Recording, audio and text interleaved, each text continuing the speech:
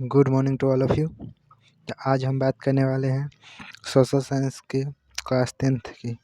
किसकी बात करेंगे? आज हम लोग बात करने वाले हैं क्लास 10th की सोशल साइंस की। ठीक है, सोशल साइंस की जो कि क्लास 10th का इम्पोर्टेंट चैप्टर पे हम लोग इम्पोर्टेंट जो भी क्वेश्चंस हैं उसको देखेंगे। तो चलिए हम स्टार्ट करते हैं। सबसे पहले क्वेश्चन ये 2022 के लिए बहुत ही इम्पोर्टेंट क्वेश्चन है। ठीक है, जो कि 2022 के आने वाले एग्ज़ाम में बहुत ज़्यादा इसका वैल्यू होने वाला है। तो आइए हम लोग स्टार्ट करते हैं इसके टॉपिक्स को। चलिए, तो सबसे पहले हम बात करते हैं ऑब्जेक्टिव क्वेश्चन की। इसमें ज़्यादा नहीं 25 से 26 क्वेश्चन डाला हूँ मैं, क्योंकि धीरे धीरे मैं इस सीरीज को आगे बढ़ाऊँगा और भी क्वेश्चंस का वीडियो आप लोग को मिलता रहेगा। तो सबसे पहला जो क्वेश्चन है वो है निम्नलिखित में से खरीफ फसल कौन है? तो खरीफ फसल बोल रहे हैं, तो खरीफ फसल वैसा फसल जो बारिश के दिनों में होता है, तो उसमें का आंसर हो जाएगा चावल। खरीफ फसल बोलेगा तो उसका आंसर हो जाएगा चावल। उसके बाद यूरेनियम का प्रमुख उत्पादन स्थल कौन है? तो यूरेनियम जो सबसे ज़्यादा उगता है वो है जादूगोरा। कहाँ पे उगता है? सबसे ज़्यादा निकलता है उगता है सॉरी बोल रहे हैं, मतलब यूरेनियम एक खनिज है जो कि सबसे ज़्यादा निकलता है जादूगोरा से। ठीक है, निम्नलिखित में से किस नदी को बिहार का शोक कहा जाता है? तो बिहार का शोक कहा जाता है कोसी नदी को। किस नदी को बोलेंगे बिहार का शोक? कोसी नदी। उसके बाद काली मृदा का दूसरा नाम क्या है? काली मृदा का दूसरा नाम है रेगुर मृदा, क्योंकि काली मिट्टी को ही रेगुर मिट्टी कहा जाता है, जो कि सबसे ज़्यादा महाराष्ट्र में पाई जाती है। उसके बाद बात करते हैं कोयले का सर्वोत्तम प्रकार कौन है? तो कोयले का 4 प्रकार है, जो चारों यहाँ पे आपको दिया हुआ है, जिसमें से सबसे सर्वोत्तम बोला जाता है एंथ्रेसाइट, क्योंकि इसमें 90% से ज़्यादा कार्बन मौजूद होता है। ठीक है, इसमें कितना मौजूद होता है? कार्बन 90% से ज़्यादा। चलिए, तो हम बात कर रहे हैं इसके बाद नेक्स्ट क्वेश्चन की, तो वो है क्वेश्चन नंबर 6। तो क्वेश्चन नंबर 6 है ग्राम कचहरी का प्रधान कौन होता है? तो ग्राम कचहरी का कार्यभार सरपंच के हाथों में होता है, इसलिए इसका प्रधान में कौन होगा? सरपंच होगा। इसमें से कौन सी प्राथमिक ऊर्जा नहीं है? इसमें से प्राथमिक ऊर्जा कौन नहीं है?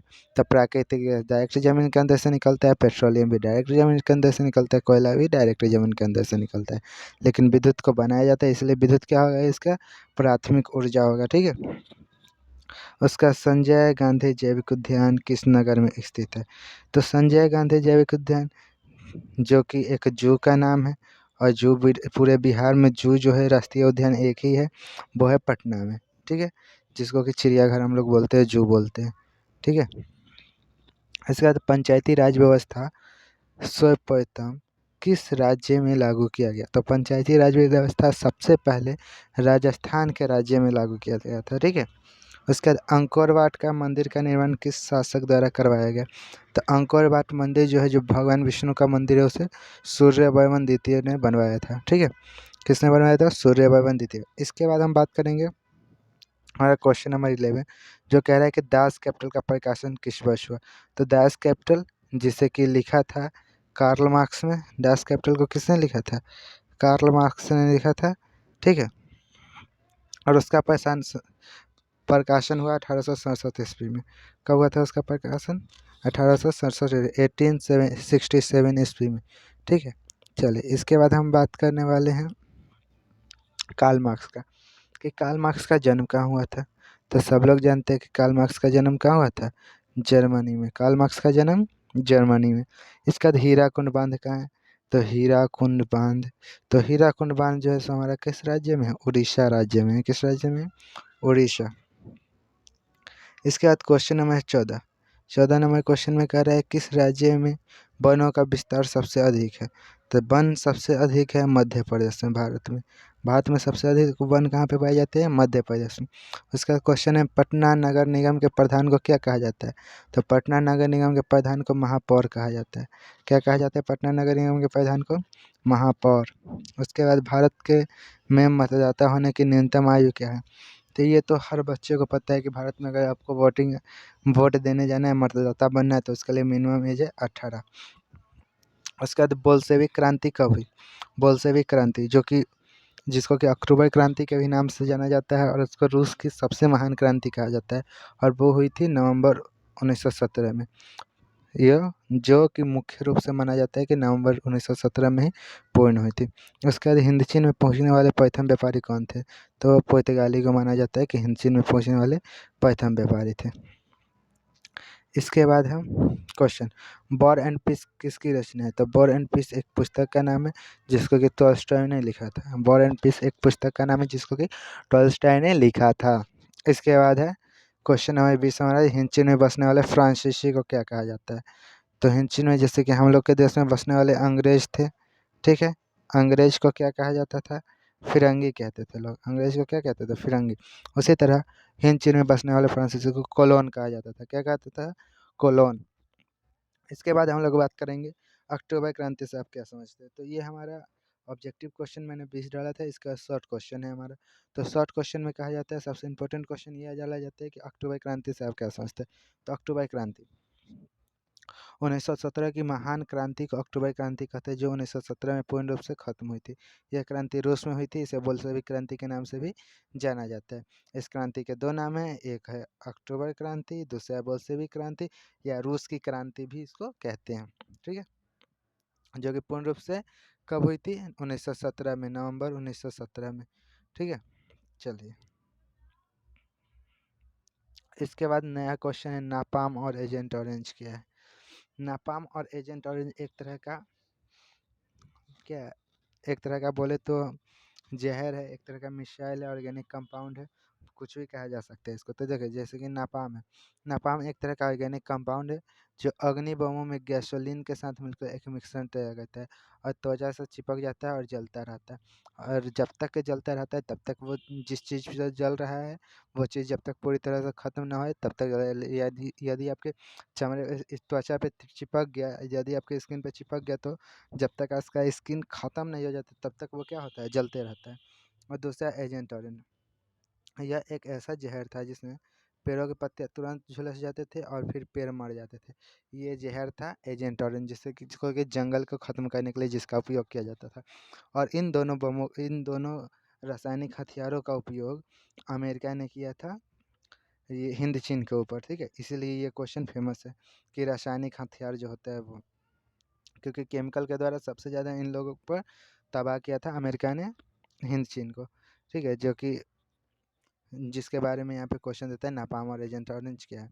उसका क्वेश्चन नंबर 23 है, पेट्रोलियम से किन किन वस्तुओं का निर्माण होता है? तो पेट्रोलियम से कौन कौन सा वस्तु का निर्माण होता है? तो पेट्रोलियम से बहुत सारी वस्तुओं का निर्माण होता है। जैसे कि पेट्रोलियम जब निकलता है तो उसमें बहुत सारी वस्तु होते हैं, जैसे कि गैसोलीन, डीजल, किरासन तेल, कीटनाशक दवाई, पेट्रोल, साबुन, प्लास्टिक, ये सब वगैरह वगैरह वगैरह बहुत सारी चीज़ होती है जिसका कि कोई लिमिट ही नहीं है, ठीक है। इसके अलावा प्राकृतिक रेशा, जिसको कि पॉलिस्टर, नायलॉन वगैरह निकलता है, वो सब चीज़ निकलता है पेट्रोलियम से, यानी कि कई टाइप के पदार्थ निकलते हैं। इसके बाद है क्वेश्चन हमारा, चिपको आंदोलन क्या है? चिपको आंदोलन का वर्णन करता है। चिपको आंदोलन, तो टिहरी गढ़वाल नामक जिले में सुंदरलाल बहुगुणा के नेतृत्व में अनपढ़ जनजातियों के द्वारा 1972 में चिपको आंदोलन प्रारंभ किया गया था, ठीक है। 1972 में क्या किया गया था? चिपको आंदोलन का शुरुआत कर दी। देखिए, कहीं पे 1970 लिखता है, ठीक है, कहीं पे 72 लिखता है, कहीं पे 73 लिखता है, लेकिन जो BTBC का जो बुक है जिसमें कि दिया गया है 1972, इसीलिए हमने कितना डेट माना है? 1972, क्योंकि BTBC जो सरकारी किताब है उसी को इम्पोर्टेंस दीजिए। तो देखो, कब शुरू किया गया था? 1972 में शुरू किया था, सुंदरलाल बहुगुणा के नेतृत्व में। इस आंदोलन में स्थानीय लोग क्या कहते थे? पेड़ को अपनी आगोश में ले, यानी कि पेड़ से चिपक कर, पेड़ को गले लगा कर चिपक कर खड़े हो जाते थे और कहते थे कि पहले मुझे काटो, उसके बाद पेड़ को काटना। ये था उनका सेंस था कि आदमी को मारने से बचने के लिए वहाँ का जो भी पेड़ था वो पेड़ क्या हो जाए? बच जाए। यही उन लोगों का मेन सेंस था, ठीक है। तो चिपको आंदोलन क्लियर हुआ। इसके बाद हम नेक्स्ट क्वेश्चन है, जो इंपॉर्टेंट क्वेश्चन बोला जाता है, वो है ग्राम पंचायत के प्रमुख अंगों का वर्णन कीजिए। क्वेश्चन क्या है? ग्राम पंचायत के प्रमुख अंग। तो ग्राम पंचायत के 4 ही अंग है। ग्राम पंचायत के कितने अंग है? 4 अंग। पहला अंग है ग्राम सभा, फिर मुखिया, ग्राम रक्षा दल और कचहरी। ग्राम सभा, जो गांव में सभा लगती है उसी को क्या कहते हैं? ग्राम सभा कहते हैं, जो कि साल में कम से कम 4 बार लगना जरूरी होता है। उसके बाद दूसरे नंबर पे है मुखिया। मुखिया जो ग्राम पंचायत का हेड होता है उसी को क्या कहते हैं? मुखिया कहते हैं। ग्राम पंचायत के हेड को मुखिया कहा जाता है। उसके बाद ग्राम रक्षा दल। अब ग्राम रक्षा दल किसको कहते हैं? तो ग्राम में इस रक्षा दल में 18 से लेकर के 30 साल की उम्र तक के लोग आते हैं। 18 की उम्र से लेकर के 30 की उम्र तक के लोग आते हैं इसमें, और इसका काम होता है गांव की रक्षा करना। और इसके जो हेड होते हैं उस हेड को क्या कहा जाता है? तो दलपति कहा जाता है। जो ग्राम रक्षा दल के हेड होते हैं उसको दलपति कहा जाता है। इसके बाद ग्राम कचहरी, इसके बाद क्या है ग्राम कचहरी। तो ग्राम कचहरी क्या होता है, तो वैसा कचहरी जिसके अंदर वैसा क्षेत्र जिसके अंदर जो भी कानूनी कार्रवाई होती है ना, जो गांव की कानूनी कार्रवाई होती है उसी को ग्राम कचहरी कहा जाता है, और इसका हेड बोला जाता है सरपंच को। और ग्राम कचहरी में लगभग लगभग 10,000 तक रुपए तक की मामलों की सुनवाई करते हैं। ठीक है, 10,000 रुपये तक की मामलों की सुनवाई किया जा सकता है। उसके बाद है नगर निगम के प्रमुख कार्य का वर्णन करें। अब नगर निगम का क्या क्या काम है उसके बारे में आइए देखते हैं। सबसे पहले है नगर क्षेत्र में नालियों, पेशाब खाना, शौचालय का निर्माण करना तथा उसका देखभाल करना। इसका निर्माण करना भी और उसका देखभाल करना भी, ये किसका काम है, निर्माण करना और देखभाल करना दोनों काम है नगर निगम का। ठीक है, इसके बाद कूड़ा करकट तथा गंदगी की सफाई करना, कूड़ा करकट को साफ करना, गंदगी की सफाई करना, ये भी किसका काम है, नगर निगम का। ये कहना है कि देखिएगा नगर निगम के क्षेत्र में कि सुबह सुबह अपना गाड़ी जो होती है वो आती है और सारे के सारे कचरा को उठा करके ले जाती है, क्योंकि ये नगर निगम का काम है। इसके बाद है पीने का पानी का प्रबंध करना, पीने के पानी का प्रबंध करती है जिस कारण से पीने के पानी के लिए नगर निगम जो है सो पानी का सप्लाई करती है हर जगह, जिसमें कि पानी टंकी जिसको बोलते हैं, और उस पानी टंकी से पूरे एरिया में क्या होती है, पानी की सप्लाई होती है। उसके बाद गलियों पुलों एवं उद्यानों की सफाई एवं निर्माण करना। ठीक है, ये एक्स्ट्रा हो चुका है, इसको मत लिखिए। गलियों पुलों एवं उद्यानों की सफाई एवं निर्माण करना, तो जो गली होगा, गली बनाना, पुल बनाना, पुल मतलब कि छोटा मोटा जैसे नाला के ऊपर पुल बन रहा है, कहीं गड्ढा है उसके ऊपर पुल बना करके रोड निकाल दे वो, या उद्यान, छोटा मोटा उद्यान बनाना, ये सब किसके काम है, ये सब जो इसको बनाना और इसकी सफाई करने का काम नगर निगम का है। इसके बाद है मनुष्य तथा पशुओं के लिए चिकित्सा केंद्र की स्थापना करना, किसके लिए, मनुष्यों के लिए और पशुओं के लिए चिकित्सा केंद्र की स्थापना करनी, यानी कि हॉस्पिटल बनाना, या हॉस्पिटल नहीं तो कैंप लगाना, और हॉस्पिटल बनवाना, हॉस्पिटल की देखभाल करना, समय समय पर कैंप लगाना। जैसे कोई महामारी, जैसे अभी कोरोना वायरस का टाइम चल रहा है, तो कोरोना के टाइम पे अलग अलग जगह पे कैंप लगाकर इंजेक्शन वैक्सीन वगैरह देना, यही सब किसका काम है, ये सब काम है नगर निगम का। इसके बाद हम बात करेंगे प्रारंभिक स्तरीय सरकारी विद्यालय, यानी कि जो प्राइमरी स्कूल होते हैं ना, सरकारी प्राइमरी स्कूल, वो उसके बाद पुस्तकालय यानी कि लाइब्रेरी, म्यूजियम की स्थापना करना तथा उनका व्यवस्था करना। इस सब को स्थापना करनी, यानी नहीं है तो लगवाना, अगर है तो उसका व्यवस्था करना कि सब काम उसमें सही से चलता रहे। उसके बाद आग बुझाने का प्रबंध करना, यानी कि आग बुझाने का भी जो प्रबंध है, जो यानी कि फायर ब्रिगेड की जो गाड़ी होती है वो भी किसका अंतर्गत आती है, नगर निगम के अंतर्गत। इसके बाद लास्ट है शमशान घाट तथा कब्रिस्तान की देखभाल करना, तो शमशान घाट और कब्रिस्तान की देखभाल करना भी नगर निगम का काम होता है।